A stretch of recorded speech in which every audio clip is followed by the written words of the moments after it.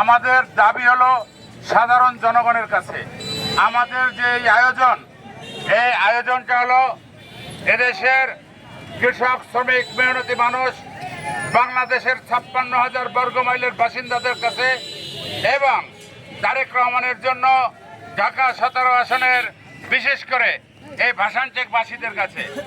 এই ভাষানটেকবাসীরা অত্যন্ত সুবিধাবঞ্চিত।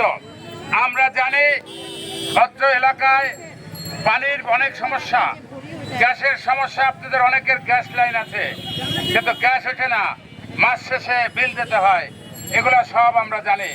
এবং অত্র এলাকায় আরেকটি সমস্যা যেইটা একদম বড় আকার ধারণ করেছে, সেইটা হলো মাদক সমস্যা। আমাদের সন্তানেরা, আমাদের ভাইয়েরা বিপদগামী হয়ে যাচ্ছে প্রশাসনিকের অভাবে এবং সমাজের সকলের সচেতনতার অভাবে।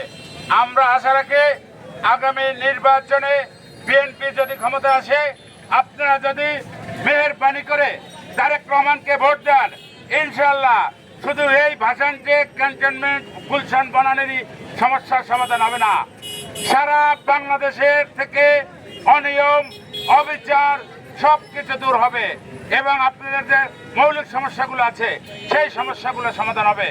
আমরা তরুণ প্রজন্মকে বলতে চাই, আপনারা এই প্রজন্মের শুধু ভোটারই না, আপনারা কিন্তু জাতির ভবিষ্যৎ, আমাদের ভবিষ্যৎ। একদিন আপনারাই কিন্তু তারেক রহমান হবেন। আমরা মনে করি এদেশের প্রধানমন্ত্রী, এদেশের প্রেসিডেন্ট, এদেশের শিক্ষাবিদ এই তরুণ প্রজন্মের মধ্যে থেকে হবে। আমরা আশা রাখি এখানে যারা মুরব্বীরা আছেন, ব্যবসায়ীরা আছেন, আপনাদের কাছে বিনীত আবেদন, আপনারা যে যেখানে আছেন আপনাদের পরিমণ্ডল থেকে কাজ করতে হবে। দেশকে বাঁচাতে হলে যারা স্বাধীনতা যুদ্ধের বিপক্ষে ছিল তাদেরকে আপনাদের চিহ্নিত করতে হবে। যারা স্বাধীনতার সময় আপনাদের চিহ্নিত করেছিল, আপনাদেরকে লাল কার্ড দেখিয়েছিল, আপনাদেরকে পাকিস্তানিদের কাছে ধরিয়ে দিয়েছিল, তাদেরকে এখন আপনাদের চিহ্নিত করার সময়। যারা আবার বাংলাদেশে রাজনীতি করার স্বপ্ন দেখে, আমরা মনে করি